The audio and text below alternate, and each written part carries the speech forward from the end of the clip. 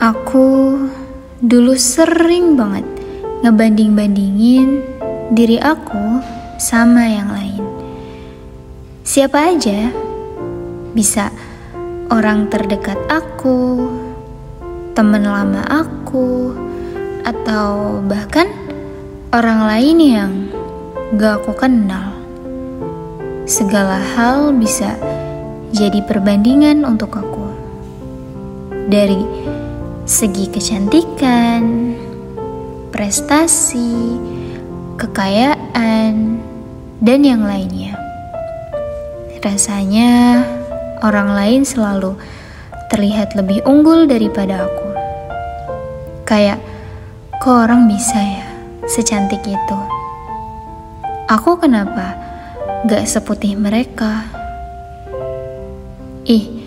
Enak ya, dia hidupnya serba mudah. Dan masih banyak lagi. Pokoknya sampai aku ngerasa capek sendiri. Aku gak bisa bersyukur, ngerasa kurang terus. Kayak aku tuh gak bisa juga ngelihat hal baik yang aku punya yang mungkin di mata orang lain itu bisa jadi nilai plus gitu. Dan bisa jadi mereka juga mau punya kelebihan yang aku punya. Dan itu rasanya sedih banget. Gak ngerasa cukup tuh sedih. Kayak capek pokoknya. Aku kehilangan kepercayaan diri karena terlalu banyak membandingkan. Kehilangan kebahagiaan karena terus menganggap diri jelek.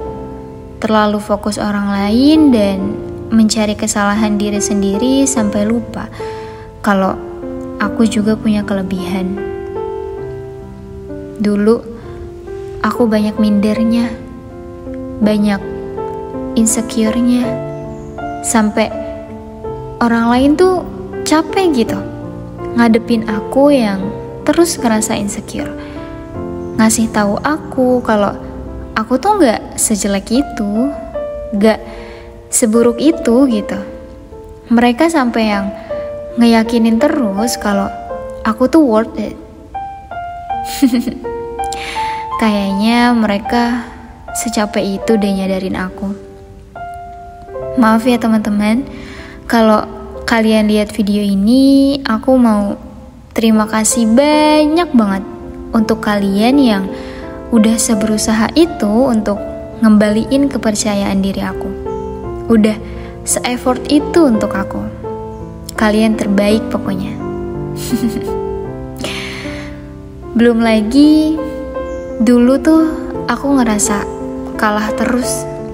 Dimana aku mandang kehidupan ini tuh kayak dia yang unggul berarti lebih baik, dan aku yang di bawah mereka, aku kalah.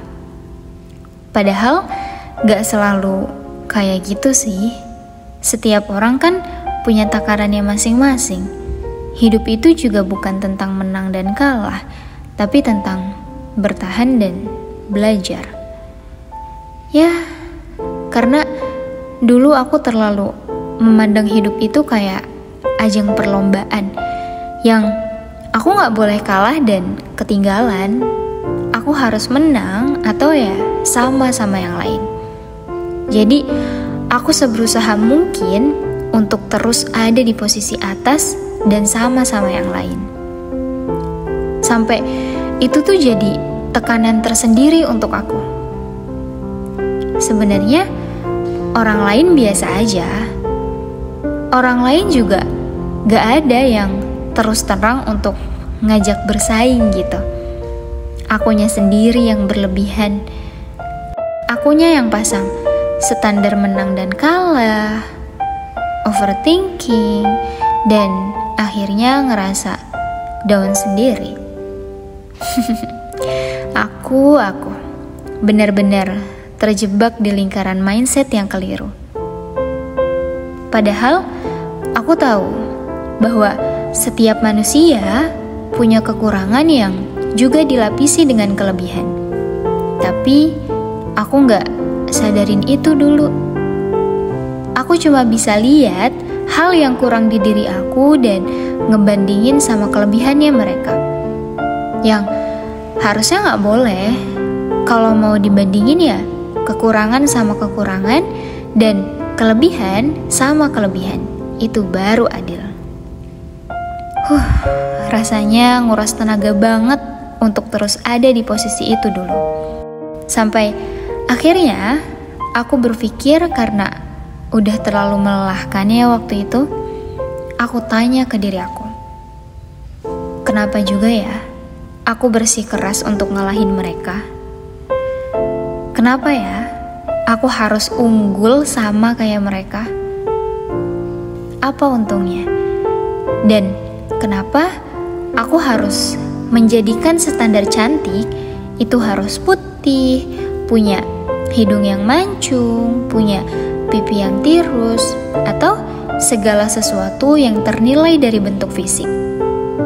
Apa aku nggak keliru? Bukannya ada definisi cantik yang lain ya? Bukannya cantik itu asalnya dari dalam? Di sana aku mulai berdiskusi dengan diriku sendiri. Karena selama ini aku ngerasa tertuntut untuk sempurna oleh diriku sendiri. Sampai-sampai aku rela untuk kehilangan diriku sendiri karena terus mengejar hal di luar kendaliku. Dan padahal ada hal yang lebih worth it untuk diraih. Kayak ilmu, cita-cita, dan ketenangan hati. Barangkali aku juga bisa meraih ridhonya untuk kebaikan hidupku.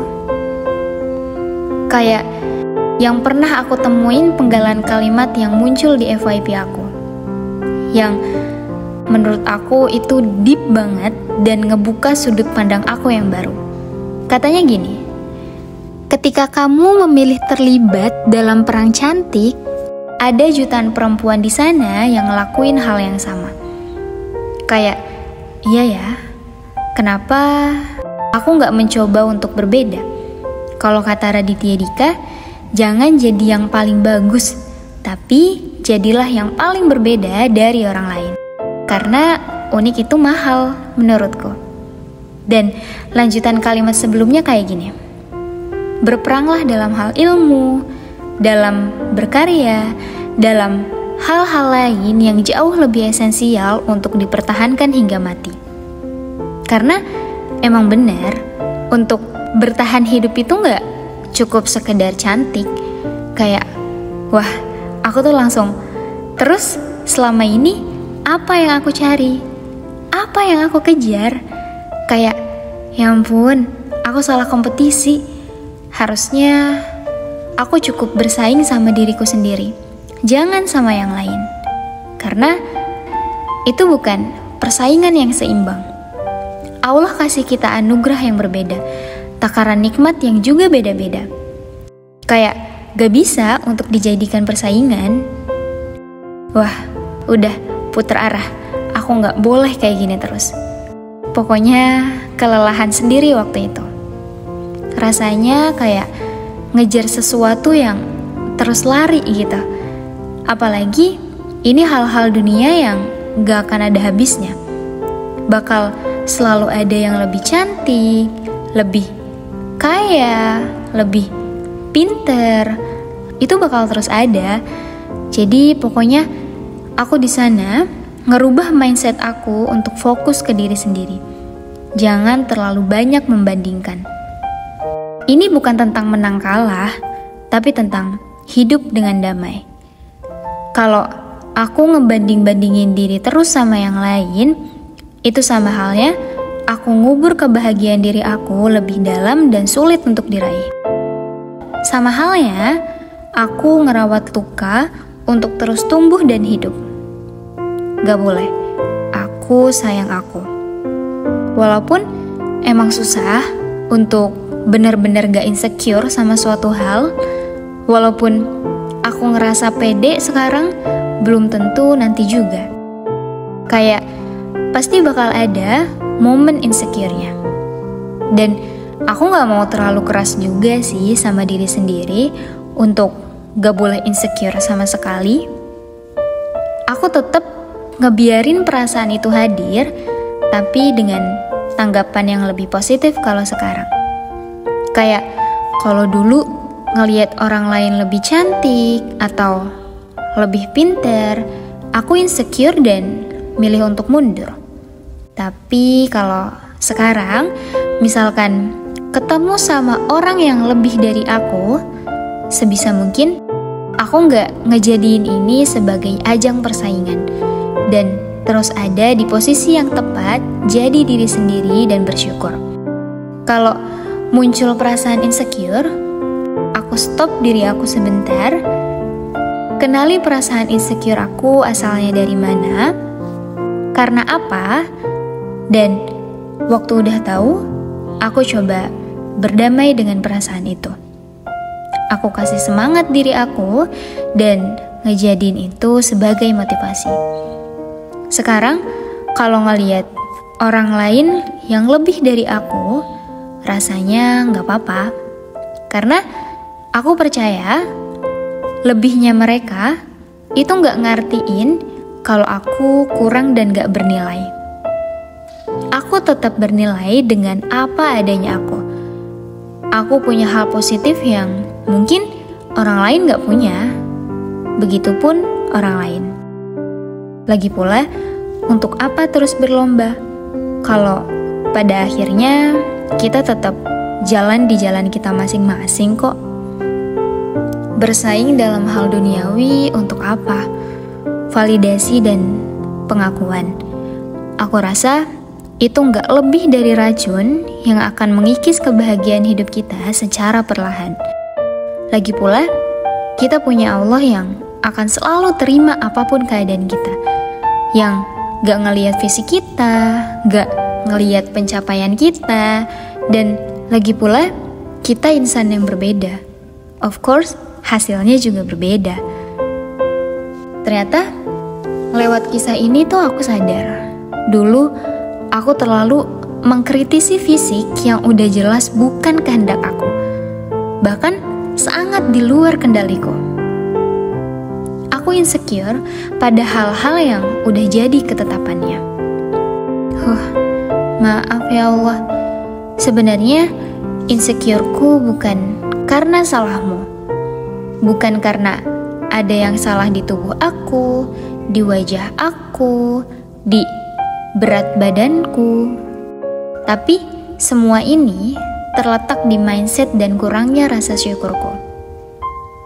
Aku terlalu terobsesi menjadi cantik sesuai dengan standar masyarakat, sampai lupa untuk ikutin standar cantik menurutmu, yang terbentuk dari hati dan iman. Semakin dewasa, semakin banyak hal-hal baru yang datang. Semakin banyak buku yang aku baca, pemikiran aku pun mulai terbuka. Dan ya, sekarang aku paham, ternyata kecantikan itu terpancar gak selalu dari bentuk wajah, tapi juga bentuk ketulusan yang datangnya dari hati.